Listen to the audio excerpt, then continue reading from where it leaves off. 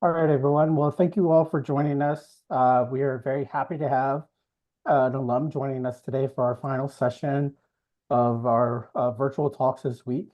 And very excited to have someone talk about their career journey in public health and really to mention about how, a career in public health has twists and turns, but also to one that, is also can cover a lot of things. Today's topic or today's day is about consulting, but it's also to a lot more than that as well. So within that too, I turn it over to Elyse, have her get started. We will do a Q&A. We'll leave plenty of time for you to ask questions. So feel free to put them into the chat. We'll save time at the end for you to be able to ask those questions, be able to come off mute, also to be able to you ask those questions as well at the end as well. So I'll go ahead and turn it over to you. Awesome. Really glad that you guys joined this session today. Thank you so much, everybody. My name is Elyse Heob. I am a Johns Hopkins alum. I was in your shoes not too long ago. I did the MPH and MBA dual program 2016 to 2018. And I've done lots of different things in my career, including doing consulting. And I've also moved into entrepreneurship. And I feel like the main thing that I want to get across today is, number one, it's not a direct path. Do what feeds your energy. There's lots of different ways you can help in the public health system, and do what inspires you and makes you excited about what's coming next. The second thing is, entrepreneurship or starting your own business is not as crazy and complex as you might think it is. It's actually the skills that you're learning in public health will translate directly into what you're doing with entrepreneurship. And lots of the journeys are very much the same. So if you have an idea or you get in touch with someone who has an idea and you want to partner up, check out the Johns Hopkins PAVA Center. They have lots of amazing resources and can get you the education and guidance through accelerators and different programming to make your idea come to life. All right, so I'm going to dive in and just tell you a little bit about my journey. It wasn't a straight path, but it gave me the knowledge that I need to be where I am today, launching my own consulting firm, Elyse Heob Consulting. All right, let's dive in. So I dove straight into public health right after undergrad. There's an amazing program called the Public Health Associate Program. It is a fellowship. It's a 2-year paid fellowship with the CDC, and I highly recommend it. I got assigned out to the county outside of Houston, Texas. And on my first year, I worked on vector-borne disease. Specifically, I was in the mosquito control unit. And then the second year, I worked on policy interventions for obesity prevention, using obesity prevention specifically for childhood. It was a great introduction to public health. And I also got to see what it was like working directly for the federal government and for the CDC. All right, so right after I finished the fellowship, I had just worked on chronic disease prevention, and I was like, let's continue that. So there is a group, the National Healthy Worksite Program existed around 2013, and that's where I dove in. And so if you check out cdc.gov/workplace health promotion, you can see the kinds of work that I used to do. I was assigned as the Houston Regional Manager for the National Healthy Worksite Program. It's a CDC program, and I was so excited. We were going to implement chronic disease prevention programming at 12 sites around Houston. I was going to be the program manager. All thumbs up. So I gave speeches at all these different institutions. I was like, we're going to help. We're going to reverse prediabetes. We're going to do some obesity prevention. We're going to get you all healthy and making your first steps towards that healthy lifestyle journey. I was going to be people's personal health coach too, as part of the programming. And then about a couple months in, the vendor, it was a consulting firm who had received the CDC grant programming money to implement it, cut everything. They thought that for the federal government, they would get them the approvals for the official documents on a faster timeline. And in fact, it took a whole year to get those approvals. So during that first year, they staffed up their programming, they were paying everybody for a whole year, and they did not manage their budget appropriately. So they basically spent all the money that they had been given by the CDC. And then when it was time to start the program, they just cut everybody. And then they tried to do the program with only 2 people instead of a staff of about 30. So I wasn't involved anymore. And I felt like I had been on that stage and I had given people one-on-one my personal promise that I was going to help them. And then based on the contract, I wasn't allowed to get in touch with them anymore. And that really made a big impact on me because I saw the link between funding and then how it impacts the actual people receiving the public health programming. And I thought, we got to do something to have more sustainable funding. And so I was like, let's explore different types of public health. You know, we work directly with government, but what other models could work so that we could have sustainable funding and people get what they need and they're not going to be cut off because of some sort of funding mismanagement.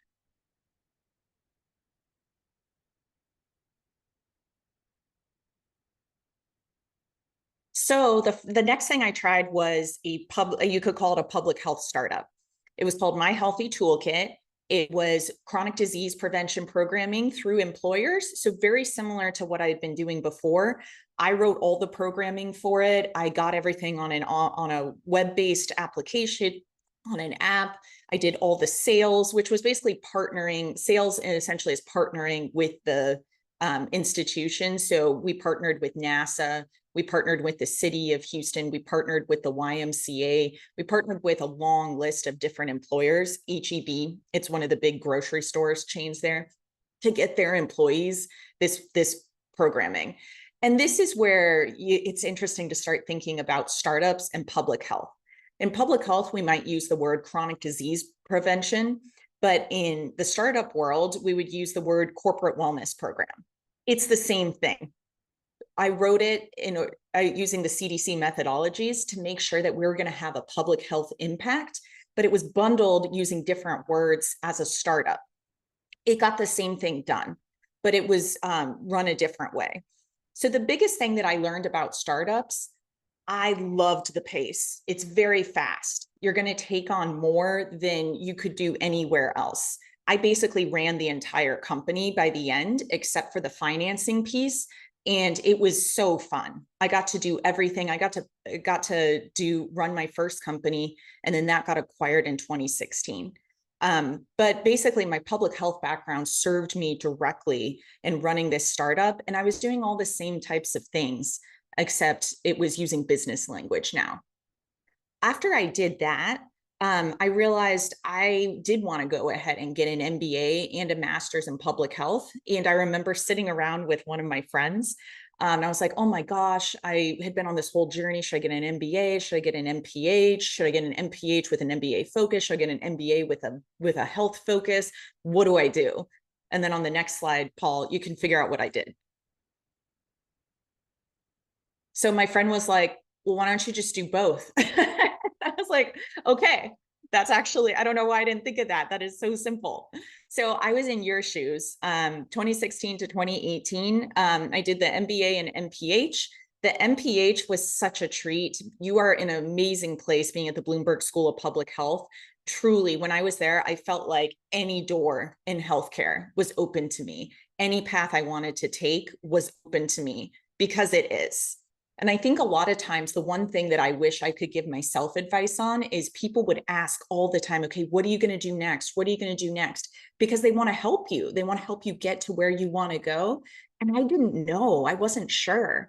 And it's okay to not know. And it's okay to just see what sparks your interest. I did all sorts of calls with different alumni, which I encourage everybody to do. They would tell me about what they're working on, and I would feel inside myself, do I feel energized or do I feel drained hearing about this?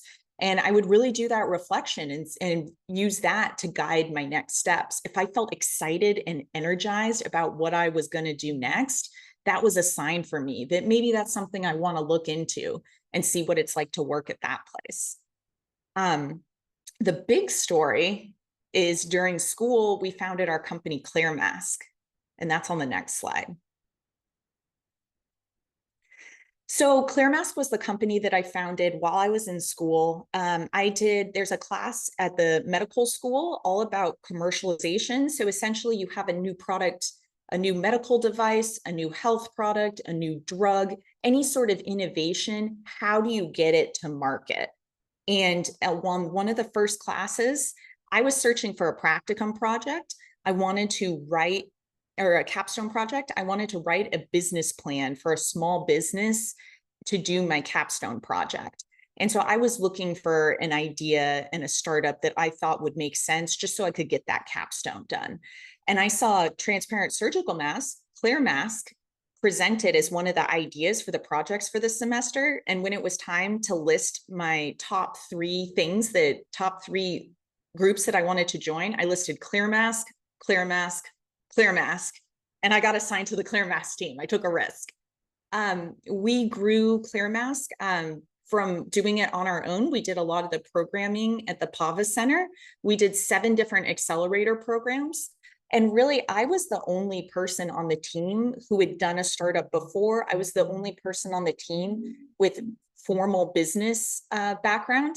And I was in the middle of my MBA. I didn't even have it finished. But because we did all that accelerator programming, everybody else on the team was able to learn everything they needed to know about business and about running a startup, so that once we got our FDA clearance in 2020, we were all ready to go. We were trained and we ran the business and scaled it super fast.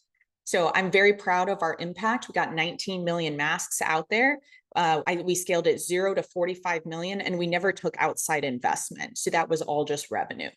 The biggest thing is we were able to elevate the status of transparent masks for the deaf and hard of hearing community and beyond worldwide by providing an FDA-cleared and CE-marked mask out to those who need it at most.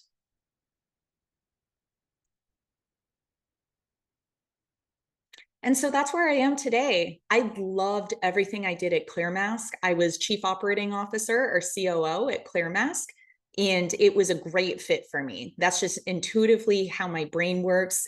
I work on strategy, I work on operations, and I'm really good at it. And so I thought, okay, what do I want to do next? I loved everything I did at the startup, but it was very intense. And so how can I do it and have a little more fun? And so that's why I founded my own consulting firm, Elyse Heob Consulting. I do strategy and operations consulting for health startups, using all the pieces of my career put together, using my public health lens, using what I've done with my past 2 startups, all together to help other startups get the needed products, services, medical devices, digital health products out to millions of patients. So that's my journey. I would love to take any questions that you all have.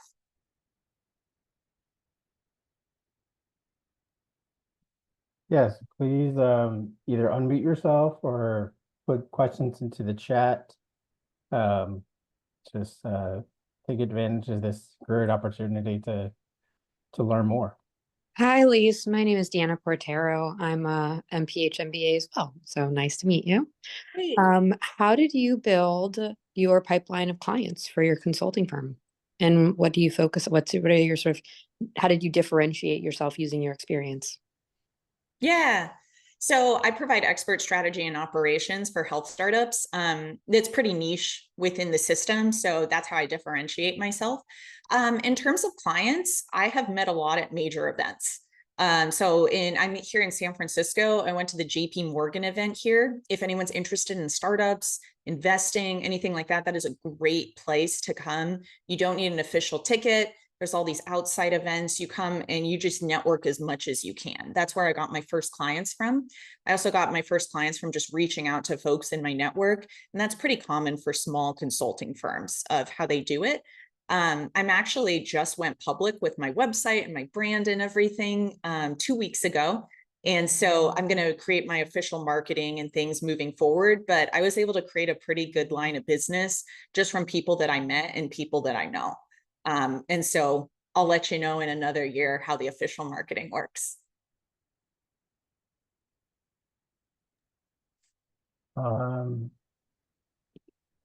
Good. I think I don't want to mess up the name, but whoever There you have your hand up online, and then I'll go to the chat after that. Hi, it's so nice to hear your background and your story.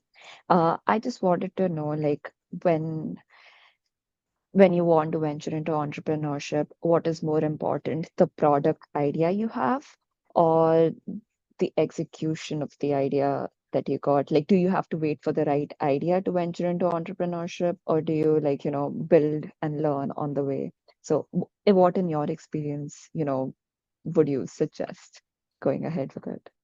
So it's the same thing as public health. In public health, it's all about how your target market or your intervention population is receiving the intervention or receiving what you do and how they react to it. It's the same thing with a business. If you create a great idea, but nobody cares or nobody is willing to pay for it, it's going to fail. If you have excellent execution of getting the message out there, but nobody wants to hear it, it's not relevant to them, it's not a priority to them, they're not willing to pay for it, it's going to fail. So a really common methodology in startups is called going through and doing customer discovery. And that's essentially, you do the same thing in public health.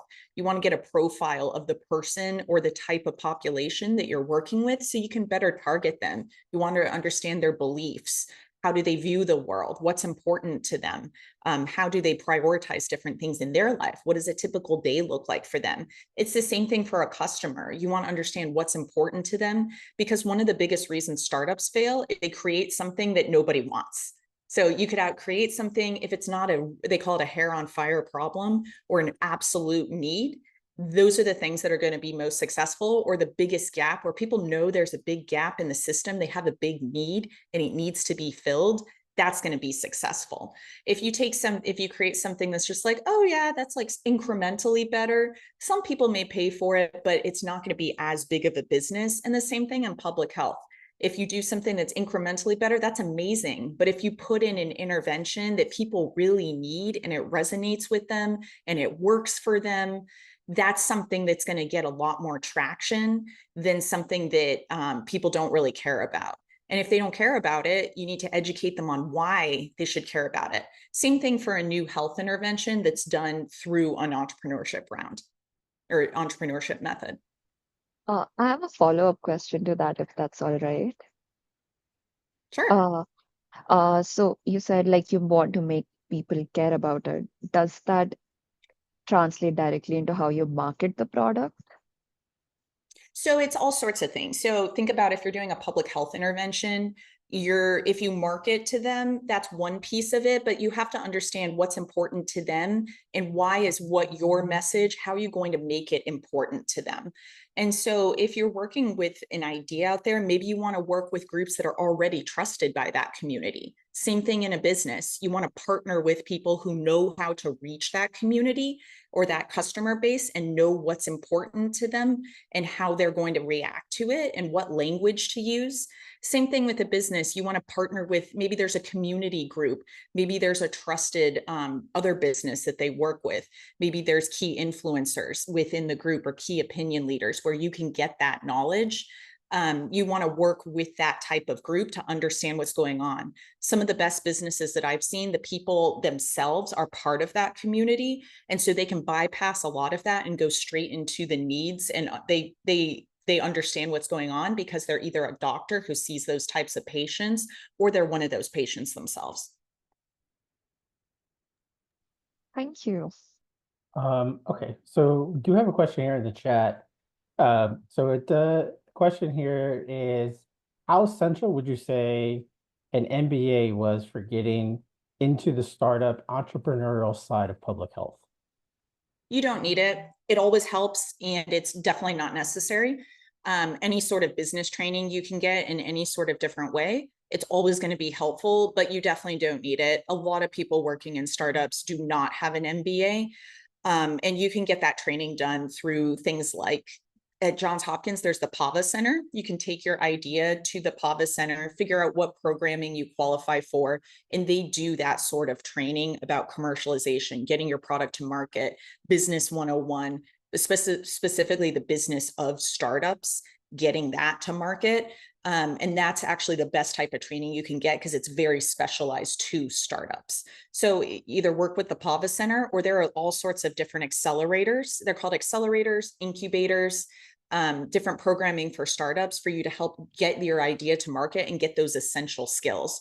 You'll notice at a lot of those accelerators, the speakers aren't professors, they aren't business people, they're people who ran startups specifically. So the more people that you can get in touch with who have run startups and get specific advice on what's going on in the market and what to do next, that's going to be your most valuable thing. We talked to all sorts of mentors. I would say we probably had at least 100 conversations with different mentors when we were building ClearMask. And that is the most valuable piece of information. And when you can go through programming like the PAVA Center, they will give you access to those types of mentors. I'm a mentor for the Johns Hopkins Tech Ventures and the PAVA Center. They'll connect you to all sorts of different alumni and folks who can help you and connect you to more people, get that education. So getting general business information through an MBA, always a good thing, always helps, but you don't necessarily need it. You need specialized education on startups and to talk to all sorts of different mentors to figure out what you need to do next. Yeah, and thank you, Jeanette, for putting the URL for the PAVA Center into the chat. I appreciate that. Question here, and Rachel, I don't know if you want to ask the question or you want me to go ahead and ask it for you. I see you're on. Are you in the reading room? Okay, I'll ask it for you. Okay. So Rachel's question is, what are some of the most helpful skills gained from your MPH, and what learnings from the challenges and mistakes have influenced how and what you do? Sure. Let's do the first question first, and then I can actually go ahead. Yeah, from the MPH, I think the most valuable thing was thinking about, it's all about like I was talking about before, it's all about the intervention population. It's all about the folks that you are working for and really putting them above yourself. That's going to help you the most in business, because I feel like a lot of times founders come in, they're like, this is a great idea. Maybe I got some investment money for it, so it has to be a great idea. But you need to be humbled by the population that you're working for and work for that population. They're in charge. You're not in charge. Your customer is the person that you are serving. And same with public health, the population that you are assisting, they know what needs to be done and they have the most information, not you. You're working for them. So I feel like that framework was the most helpful to me. Honestly, the Johns Hopkins name, you all are in an incredible place right now because the Johns Hopkins name opens doors. I went to University of Arizona for undergrad, and I'm thrilled that I went there and I had a fantastic experience. But it's very different being here at Johns Hopkins because if you're in healthcare and you mention Johns Hopkins, doors start opening. You get that immediate validation that this is a person who knows what they're doing. They've been well educated and they are someone to be trusted. So I feel like any path that you go down with Bloomberg is fantastic. Being there, honestly, was a treat. It was wonderful. I feel like there's a big emphasis on like, what's your skill set that you're going to bring out of it. And that's a good thing to have. But you can brand yourself in all sorts of different ways. There's the concentrations, there's the different certificates. You can do that, or you can think about like, what's my interest? What do I really care about? And brand it yourself on your own resume by saying, focus on, and then insert what it is and align yourself with that. The other thing to think about is the MPH program is so fast. Don't put that pressure on yourself to find your dream job immediately after graduation or find your dream job while you're in school. The pace is insane. There's a reason why most programs are 2 years instead of 1 year, but we're Johns Hopkins, so we got to do it fast. I would just get a job after school and then reflect on everything that you just did and get some sleep. After I graduated, I slept 10 to 12 hours a night for about 6 months. And I was a little concerned that there was something wrong with me, but then it subsided. But give yourself a little bit of grace, get a job after graduation, and then reflect and think about where do you want to go? And then you can, you can open more doors after that. But your career is going to be long. There's a lot of pressure to like achieve your dreams immediately. And I think that's wonderful, but sometimes that pressure can be suffocating. And so just be kind to yourself. You're going to be great. You have this amazing name behind you. Any doors will open for you if you really apply yourself. And so I would take a little bit of that pressure off if I could speak to myself at the stage that you all might be in. I believe there was a second question Yeah, there. the second part, what learnings from challenges or mistakes have influenced how and what you do? Oh yeah, the biggest thing is fail fast. So when, especially with startups, like you get in there and you're going to try something and it's either going to work or it's not going to work. But the biggest thing is if it's not going to work, great. Now you have that information, pivot. Don't be afraid to like learn from what you've done. You're going to move. A startup is never a straight line. There's lots of twists and turns. And in fact, it's very common to have a major pivot. I'll give you an example. One of my clients right now is a biofeedback device for pelvic floor. We thought we were going to work with women because most after childbirth, most women need pelvic floor physical therapy. However, our device is non-invasive. So that means it doesn't insert into the vaginal canal. That means it's available for men. It's available for pediatrics as well. So we're thinking, oh my gosh, the women's market is very saturated, has lots of different markets, different products that are invasive. Maybe our key differentiation is men because there's a post-prostatectomy indication. So being open to those types of pivots is something that will allow your startup to succeed. You need to provide an intervention that is needed and wanted by that population to them. And if you're trying to provide something to a group that doesn't want it, learn from that and see how else you can make it work. But failing at a startup is learning. It's expected. You're doing something completely different. If you have an idea of what your startup is going to be, and then that's what you execute, I think you're going to be the only person who's ever run a startup who's had that straight type of line. It just doesn't happen. So it's always about learning, getting data. We used to get data from our customer service. So at ClearMask, we basically had to predict the pandemic before it came out in the media. Very difficult to do. So we would get clues from our customer service. Maybe schools are like, hey, I want to try and get this around my budget constraints, or about like, we're getting end of the year funding and we can use it on ClearMask. How can we work together? That types of things. I'm like, okay, there's going to be legislation coming in soon in these certain states that are going to require masks. So how can we prepare for that? How can we adjust our marketing and switch things in order to make it work for the customer? I would hear from hospitals that we're used to doing things over the phone. So how can I listen to what their typical procurement experience is and then try and recreate it in a way that's faster for us as quickly as possible? So failure is great. That's more information so that you can change and become successful. Can I just add a quick follow-up to that? Just knowing the how many of our students kind of think and feel about failure, how, I guess, what does it take would you think it's the failing multiple times and knowing it's okay? Or is it failing gracefully and then, keep trying it? Like I like what you say about the kind of, failing fast, but it's the idea is like, failure is part of kind of what happens, but is it like a learned skill that you get? I think it's knowing when to change, knowing when is, first of all, thinking ahead that failure is going to happen and that we just need to figure out how to maximize it. So it's looking at it differently, because I think a lot of times with more traditional public health, maybe you get funding for specific intervention, you have been approved for that only, and then you need to apply it and you can't change it. And so if you guessed wrong here and then it didn't work, there's just a lot of consequences. At a startup, that doesn't exist. At a startup, you're listening to the market constantly because the market is telling you what's needed and what's going to work. And so if you're not listening to the market and they're going to tell you what's working and you're like, no, I think I know what's going to work, not what my customers are telling me is going to work, that's very silly. And so if you have your idea, you need to be able to push away your own ideas. You're going in with assumptions, but realizing they're always assumptions. And then you need to validate them. Of course, you can validate them with studies. That's great, but studies only measure a certain portion of the population, and they don't holistically measure us as individuals.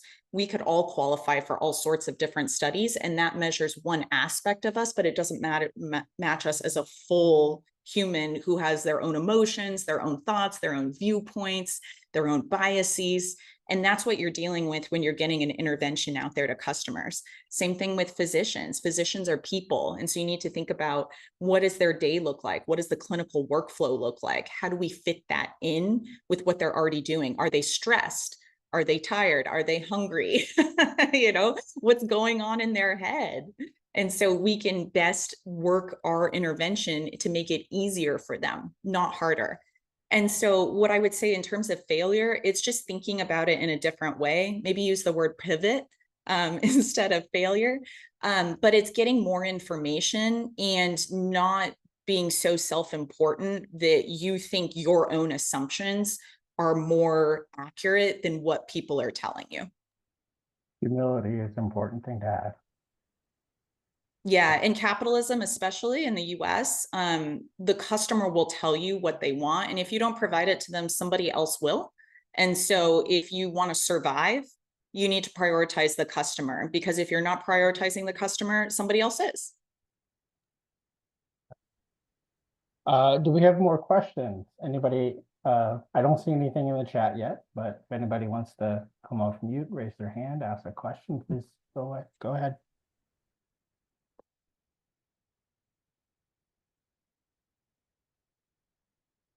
I'm going to do a little plug for my day job that I got out of school. So while we were doing ClearMask, I worked at Booz Allen Hamilton.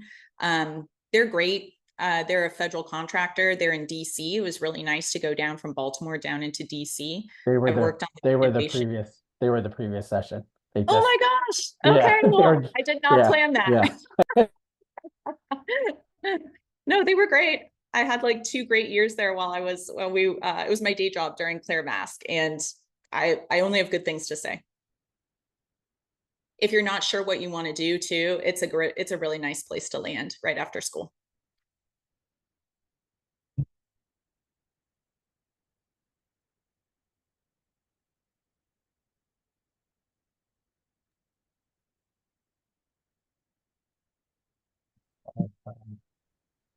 Okay. Well, I'm going to ask you then one question. When it comes to using the PAVA Center and like the tech ventures and stuff like that, how did you start that? Was that just something you found on your own? Or did somebody introduce it to you? And maybe you could talk a little bit about that experience of it for yourself if none of the students here have had a chance to go and check it out. Yeah, the PAVA Center is great. Highly recommend. You can take in an idea at any stage and go meet with them, and they'll help you navigate everything. They have grown so much since I've graduated, and now they have a lot more levels that you can enter in at. There wasn't really an entrepreneurship track for public health when I went to school, so I had to figure everything out on my own. I talked to people who had startups, and I just asked them what they did, and I kind of pieced together the path for myself. So I'm happy to help make it a little easier for everybody else here.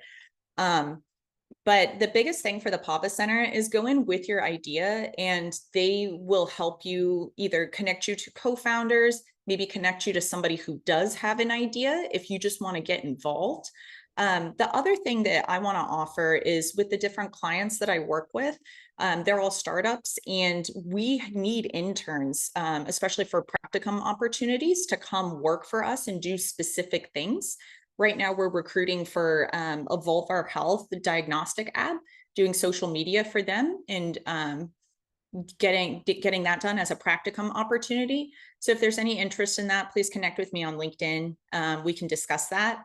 We're taking applicants for that right now. That's a great way to get experience at a startup with having to start your own company. My main critique of the Johns Hopkins system is if you have a startup, there's lots of great support at the PAVA Center. But if you want to try it out and see what it's like to work at a startup without fully committing your entire life to that company, I didn't see that opportunity when I was in school. So I'm hoping to provide that through my consulting firm. So like I said, if you're interested, you can either connect with me, ElyseHeob.com. There's a get in touch. It's ElyseHeob.com. You can put something in the chat at the get in touch on my website if you want to get in touch, or find me on LinkedIn. I'm Elyse Heob. It's just my name. So we're recruiting for those opportunities now, and we might have more available in the spring. I'm hoping to give people the opportunity that I had to see what it's like working at a startup and really get in there and get high level exposure, but you don't have to dedicate your entire life to that company. That's great. That's a wonderful opportunity. Thank you. Mm-hmm. There is a question here from Sarah. She wants to know, how did you manage your time working full-time and developing your business? Can you say that again? Yeah. How did you manage your time working full-time and developing your business? I think that coming from Johns Hopkins, I was used to working 6 days a week. And then when I worked full-time and worked on my business, it was a lot less than the MPH MBA program. So honestly, it was not bad. I just worked my job, and then I worked ClearMask stuff, maybe like 3 nights a week. We would do our meeting via Slack because we had different team members who were deaf. And so it's easier to do everything like typed. I'd go to the gym at Booz Allen. I would get on one of the ellipticals. I would have my laptop out, and we would do our meeting via Slack. I would do all my follow-ups like at night during the week. But I was used to having like a couple hours off a week while I was in school and doing ClearMask. So to have like the idea of 2 full days, or to actually have my weekends back, was incredible. So it was not a lot to balance at all. The hard part was balancing school. School was a lot. I was overwhelmed the entire time, I would say. But in comparison, you can do a lot now that you've been through the Johns Hopkins graduate program. Just working is a lot easier. Yeah, I try to remind students of that all the time when they're going, they get through the start of class, 4 weeks is midterm, another 4 weeks is a final, and then they're like, okay, I can't believe I'm doing this. And then they get done with it and they do it again. I'm like, this is preparing you for what you're going to do. This is a lot harder than what you might have to do work-wise. So yeah, it's good to hear.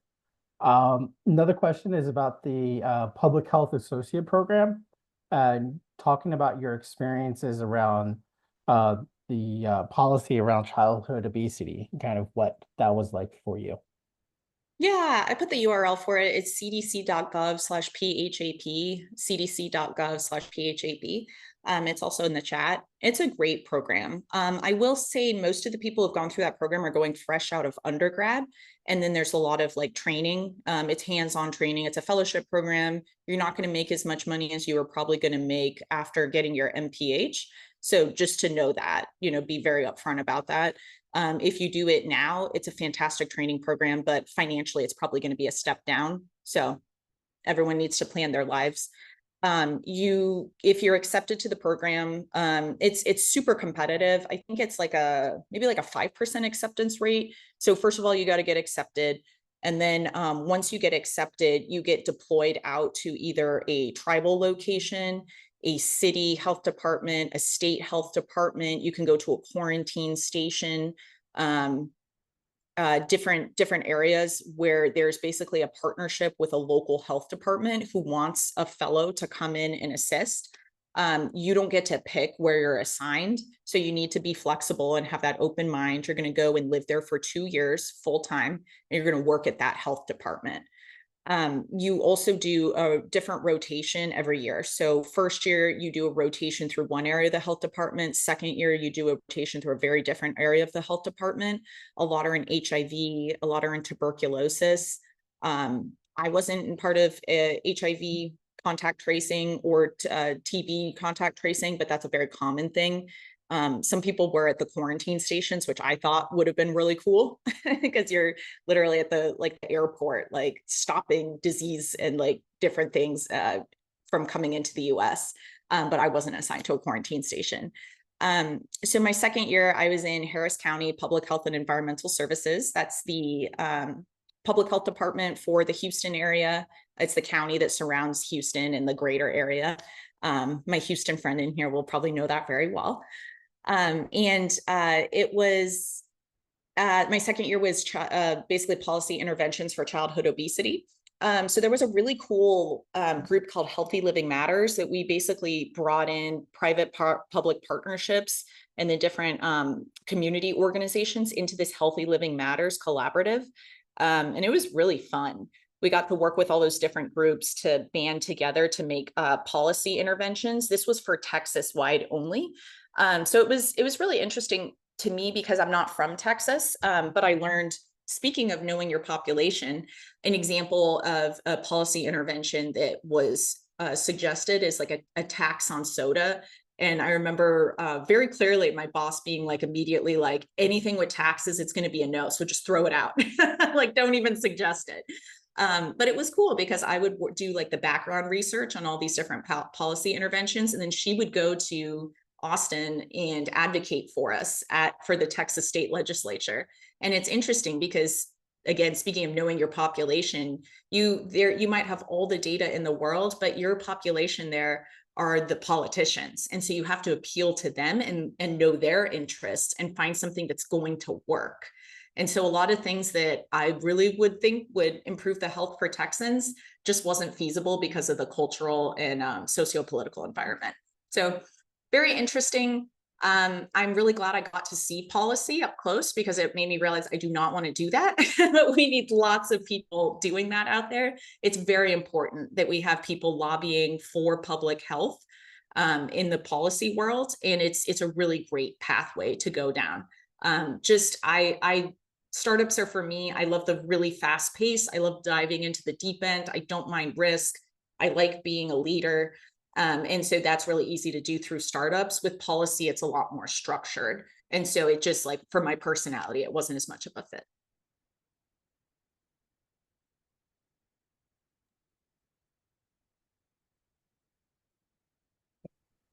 Do we have any more questions from anybody? While we're waiting for questions, if you want to learn more about me or see what I've done, it's ElyseHeob.com. You can find me on LinkedIn. Just search Elyse Heob. I put it in the chat because my name spelling is weird. The good news, the URL ElyseHeob.com was not taken. Bad news, I've had my name misspelled and mispronounced my entire life. So I'll take what I can from it. But yeah, ElyseHeob.com. You can learn more about me. Please feel free to get in touch with me on LinkedIn. I would love to see more people in public health go into startups. It's absolutely accessible. And I feel like sometimes startups are put in their own category as something that isn't real public health. And I think it absolutely is. It's just a category for us to get those interventions to the population. And it uses so many of the same methodologies. Well, I think with that would be a great point to say thank you. Really do appreciate you sharing all this wonderful kind of insight into this kind of new way of thinking about doing public health work. It's definitely very exciting and be very exciting to hear maybe in a year or two what new thing that you're kind of getting into. So I just want to say thank you very much. I just also too want to remind students that if you are available, we are having our in-person Career Connection Day tomorrow. So do stop by to that. That's going on from 11 to 2 in Finestone Hall. We'll also have both employers, but then we also have some kind of complementary programming going on as well. So if you wanted to do some of that as well. So thank you again, and hope everyone has a great rest of their evening, and at least have a great rest of your afternoon out in the West Coast. Thanks so much, everybody. I appreciate Bye, all the everyone. questions. Thank you, Elyse. Thanks.